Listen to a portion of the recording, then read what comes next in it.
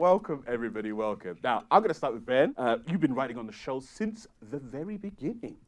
Yeah. A lot of the time, when people approach me about Horrible Histories, and I guess approach you guys as well, they talk about the writing process. How do you write for a show with so much history? Where do you begin?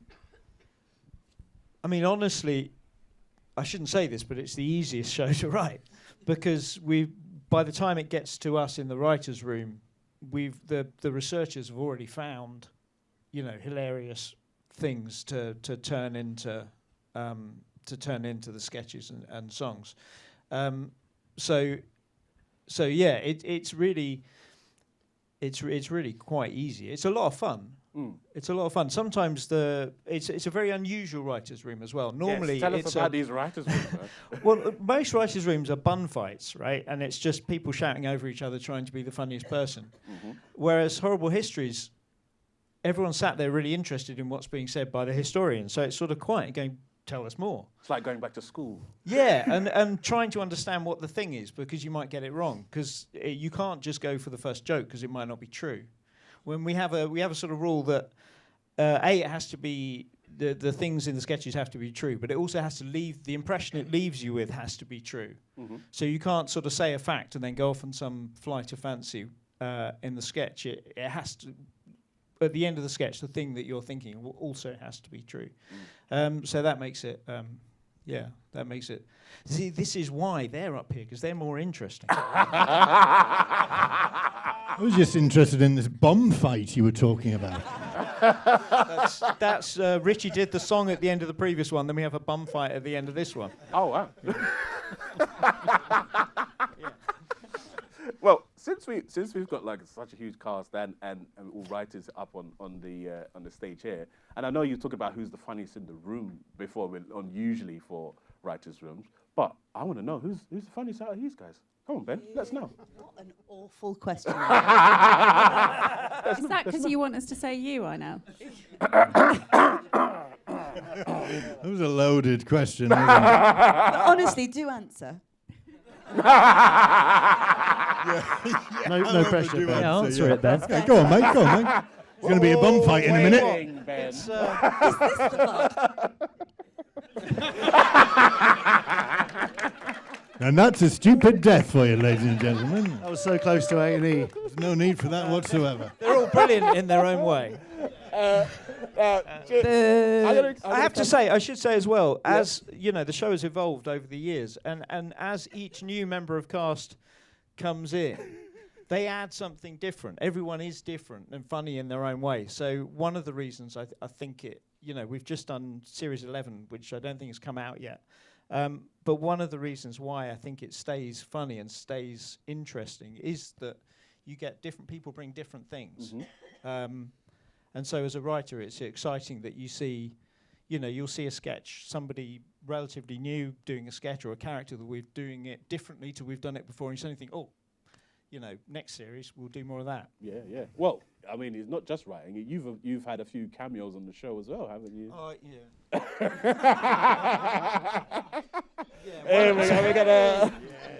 So one of the joys of working on the show is that occasionally you get to be in it. Simon's in it a lot. Don't worry, we'll come to Simon. Yeah. So I was telling him this awful story. I don't know if it's awful. So when in the early days, I think it was series 1 or 2, we were doing a series of sketches about doctors. It was historical doctors in hospital. Do you remember that? So a bunch of us had to be the patients. And I had to be a patient who had a problem with they were burping all the time. And I was really, I hope they don't remember this. I was really worried that I wouldn't be able to burp on cue. It was really, because, there's a schedule and everyone's got to film quickly. So I sat there for half an hour in the bed waiting for the cameras to arrive, burping. And I swallow air and I burp and I go, okay, that's all right. And then, maybe I can't do it again. So I just sat there, feeling increasingly unwell, red-faced, burping, with everyone giving me really weird looks. And I go, no, I've got to get it right. And then eventually the cameras came and Simon was playing the doctor. And he had to, part of the thing was that he had to burp like it was he caught it or something, so he then burps as well, and he mimed it because they can put it on always after. You don't actually have to do it. That's No. You can act it. It's much easier to act, He darling. isn't even saying this now. Simon's answer is like, work smarter, not harder. That's why I have to stay behind the camera. Well, I'm going to come to Jim, Simon, and Mathew there, because you guys have been in the show from the beginning. I guess you've had so many iconic characters over the years. What are some of your favourite characters that you guys have managed to play? It was nice to see Alan Sugar again. You're fired. Can you do it? You're fired. Sort of quite broad, grotesque version, even more grotesque version. Nothing to do with history. But I actually enjoyed most of all playing the sort of nondescript characters, really. Yeah. I think we all did. The characters that weren't sort of famous historical people at all. You could invent a sort of a life, and that was far more fun for me. I mean, it was all fun. I always answer Charles II because I kind of always feel like that's what kids or fans want me to say. But the truth is Jim's answer, actually.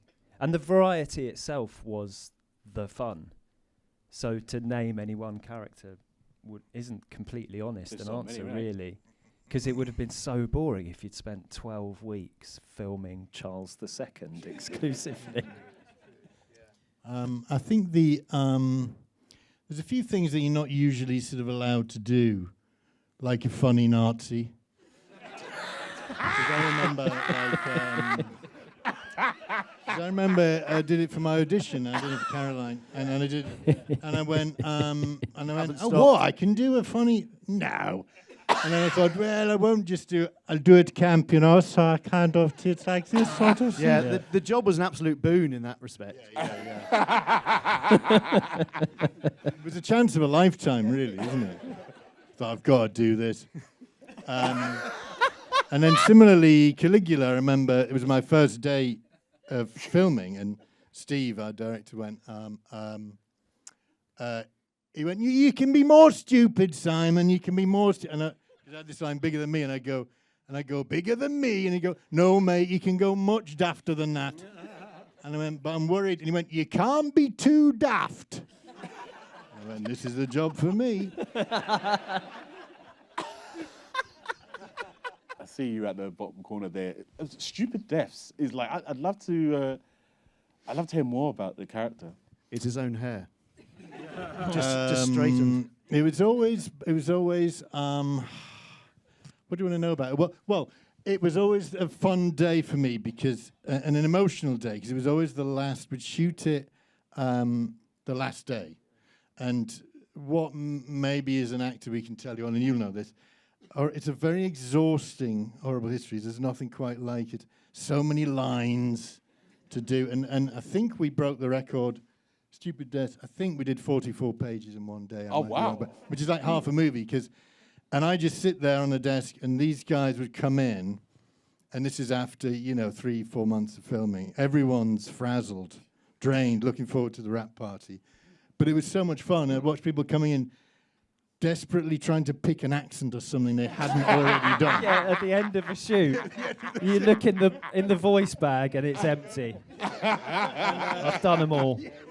Oh, Geordie, I'm going to do Gaza. I'm just going to do Gaza. I remember there was a Viking at Stupid Death in Series 1 where I had got to the point where I had no ideas left, and I said, he's just going to have his eyes closed when he speaks and open them when he doesn't. Like, that was the character. Eyes closed when he speaks. And we wouldn't... And then he speaks again. And we wouldn't rehearse. We wouldn't rehearse. We didn't have that. We'd rehearse bits and we'd do songs and stuff, but we wouldn't rehearse any Stupid Deaths. It was just quick and firing. Come on, let's get on with it. Let's get on. And so it would always be a surprise to me. And I could just sit there and watch these goons coming in and exhausted and frazzled, and really, it was a lot of fun. And it was emotional because it was the last day. And we're like, we just get through it. It's finished, and It's surprising the cast, the crew as well. That was part of the fun. I remember doing a sketch, a bit like Matt's, but this was quite early on location where I had my eyes closed for the whole thing. And Dom Brigstock, our director, said, "Are you going to do it like that the whole time?" I went, "I might." He went, "It's very weird, Jim." That was, but yeah, I suppose we were given that allowance, and it was, no other job has ever done it since. I've never done a funny Nazi since. Simon, I hear you still dress up as him from time to time. Where did you hear this from? Whoa. No, I did Sorry, do... it's Stupid Death, Yeah. not Yeah. an Yeah. The funny Nazi, no. hi, hello. Let's make it clear. No, Let's make it clear. Stupid Death's become as, I have a kid and she loves Halloween and lots of kids dress up as Stupid Death at Halloween. And it was, I don't do it every year, but one year, and my daughter went, "You have to be Stupid Death." So the door would open, so I'd see them coming, and I'd go, "Oh, there's a Stupid Death." And then I'd open the door and go, "Hope next time it's not you." And I'd go, "Ah!" Well, come back, it's just me. So yeah, it happens from time to time, yeah. Jess and Emily, so many iconic characters you two have both played. I've had the pleasure of being able to act alongside you. It's the same question to you. Do you have any favourites? Because I know, especially you, Jess, you've had so many characters that you use a lot of prosthetics as well that you had to kind of put on that takes a lot of time. Do you have any? Yeah, well, the prosthetics make it easier. Thanks, Lisa Halstead. Lisa, are you in? Is she there? Oh, hi. Who has to spend 2 hours putting those cheeks on me. And then really it makes the job easy because I just do a posh grumpy voice and that's all it is. The costume and makeup make a massive difference. So Jemima and Roz, who used to do the costume designers around as well. And there have been so many amazing designers on the show and all of their teams across the years who just transform us every day. And part of the joy of it is you don't necessarily know, like the smaller characters that aren't, it's just Maid or Cavewoman 2, one of my faves. So you don't know what you're going to do. And by the end, you are scraping the barrel in terms of what accents you've got left. And then Lisa puts a wig on you and you yeah. go, "I Just think close this your wig eyes. talks like this." Yeah. You just let the wig tell you what you're doing. So quite often it's informed by what we're looking at in the mirror. And that is not down to us. That's down to the teams. Speak for yourself. Become very lazy. No, same. I think my favourite character to play was Cleopatra.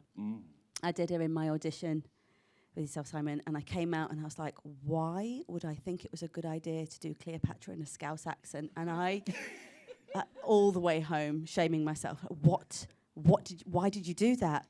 And then somehow got the part and it was on set. Simon was like, "Oh yeah, do it Scouse." Do a Scouse. And then it just felt really liberating and really fun. And this picture here was Margot Duhalde, she's an amazing person that I did not know about before the show, which is true of a lot of the characters of the show and my knowledge of history. And I had to learn Spanish for that scene. Steve, our director's daughter Annie, was our script supervisor who just happened to be fluent in Spanish. And she was like, "Oh no, the whole scene is in Spanish and you will be doing it all in Spanish." And I really didn't want the scene to get cut.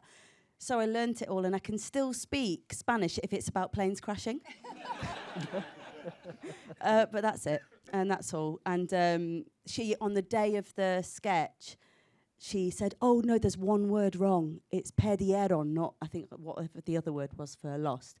She said, "You've got to say perdieron in the middle instead." But I'd learnt it so specifically that word, just there's so many bloopers of me just going, "Will that do? Can we dub it?" But we got it in the end, and I thought she was an amazing character, and I loved playing her. And that was a really fun sketch. Amazing. Look her up, she's great. Or watch me. That's the alternative. And Simon, you've also dressed up as well. I mean, obviously being a producer on the show and helping got you in all your glory there as a drummer. That was me abusing my power. There's a Thomas Edison song which is a Nirvana "Smells Like Teen Spirit" parody, and it was the last day of shooting. I really wanted to do it, so I sort of forced I actually find it really hard. Like I try and avoid being in sketches with them because the thing is, they're all actors. So but you can't. But you can't look them in the eye. When you look them in the eye, it's not Emily and it's not Jess. It's somebody else. And like I'm just there going. All I'm trying to do is. Than me. But you know, all I'm trying to do is remember the 2 words that I've been given and not absolutely louse this up before lunch. But I can't look at them. I have to look slightly past them because it's not them, and I find that really strange. Yeah, that's Acting. true, I guess. Yeah. Well, I guess since you've observed so many, what's your favourites that you've observed over the years that, like, not necessarily yourself, but like other people have done in the cast? Characters that have really come to life that maybe you've kind of read the script and you wasn't too sure how the character was going to come out, and then you've seen them.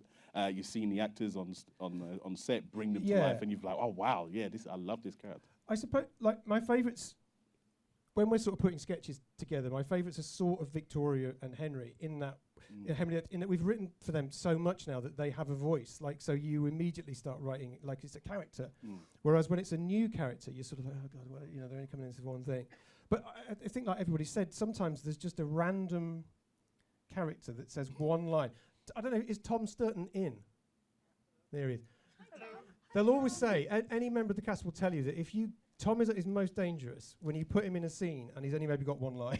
and then the rest of it is him just sort of mugging away and doing stuff, and it becomes brilliant because it's like a madness descends on him and everybody enjoys it and he plays up to that and it's so fantastic. So yeah, to go with what everybody sort of said earlier, those kind of slightly random smaller characters, they come out and they often just bring a surprise that you didn't expect. That's awesome. I was going to say, it's the bits that weren't there when it leaves us as well. There's a bit that Jess steals the show in a sketch where she's carrying a tray. I'm known for my tray carrying. I think it's wedding planners. Is it the Amberlin wedding planner? And Jess just keeps walking out of a door behind them with a tray and then turning around and going back in. And it's very hard not to watch. So watch out for Jess and Tom. I should say as well, it's always, from the writing point of view, it's always really exciting to watch it and see a character that one of the actors has added something to. And to blow your trumpet, I know, the Ramesses II. When we saw you do the Ramesses II in the first date, I think me and Simon saw that and kind of went, yeah, we're doing more of that. Yeah. And it's just it's a great thing from the writing point of view to see that and just know that we can do 5 more of those. Thank you very much. Well, I'll very give you a £10 note afterwards. Yeah. Well, speaking of like loads of different characters, you've also had tons of, I guess, celebrity cameos over the years, like come through. The wonderful Rob Delaney there. Now, Simon and Emily, you were both there, I guess, on that day. Can you tell us more about it, I guess? Well, it all came about, Jess, you'd worked with Rob, hadn't you? I'd done a show and he came in and did the voiceover for it. This is all during COVID. Yes, and I met him on another job and he said, I like Horrible Histories. So yeah, I watch it with my kids. I know everything I know about the Second World War because of that show. Can I be in it? Oh, snap. And you just go, oh my God, yes. And so yeah, it was just magic. He came down for a day and had a really good time, just being very silly and dressing up like that. And I remember him putting a picture of himself on his Instagram and Sharon Horgan sort of replying, going, oh my God, what's this? And, you know, it's just lovely. I guess I'm going to open it up to the rest of you guys as well. Do you have any particular cameos that, I guess, celebrities that have come onto the show that you've really admired or have had really fun? Can I chip in on the Rob Delaney one? Yeah, sure. Well, I had done a few days with him on Catastrophe and was and Comedy Central, so I'd been in his, whatever that is. Sphere. I was so desperate for him to love me. And Catastrophe was great. He actually got me the job on Catastrophe, and I didn't really get to speak to him on set. And then he just appeared on set, and it was the one after lockdown, wasn't it? Yeah. So I'd forgotten how to speak to people. And I was so overwhelmed that he just walked kind of half in costume onto the set, and we were all having this awful, the catering was very bad that year. It really was. It was mackerel, it was a lot of mackerel. Wasn't it? Yeah, it was really bad. And, sorry, I'll keep it quick. Rob Delaney came over to speak to us, and I just went, hi, Rob Delaney. And he was chatting to everyone, and I just, apropos of nothing, went, well, nice to see you, and dismissed him. And he went back to his trailer, and I was like, oh, and then I didn't see him again. And sometimes just in my lowest moments, I think, well, nice to see you. I haven't seen or spoken to him since. And I remember Harry, he followed you on Instagram and he didn't follow me. And I was like, that friendship's so dead. So if anyone knows him, do let me know. I'm such a nice person. But that was my favourite and like worst cameo appearance ever. If I see you in the next Deadpool, you've made up with him. Then, is that what it is? Shout, yeah, thank you. Okay. Yeah, if you see me in the next Deadpool, that's what's happened. Okay. Simon, you look like you want to say something. We Rob had the Delaney League of based? Gentlemen, didn't we? Had the League of Gentlemen. There isn't really a story attached, but we had the League of Gentlemen. Thank you. But what it was about that was it was were one of the pitching first ideas. ones. Like we were, Yeah. like we went. They won a what? And Yeah. Caroline went. The League of Gentlemen went, and they were so like cool, and we loved their stuff, and were so different and edgy, and we sort of thought, oh, well, we're not really. And they came in and went, oh, I love it. It's great. Flipping great, this show. And you watch it and you go, yeah, of course I do. Are you going to back me up? Or No, yeah, I know. It was exactly like It's the power. You didn't know what I was doing. I just, for a second, I couldn't see Simon. I just could see either Reece Shearsmith or Steve Pemberton or Mark Gatiss. I don't know which, but one of them. Yes, thank you. I disappeared for a minute. But it was good, wasn't it? Yeah, it was great. That was good.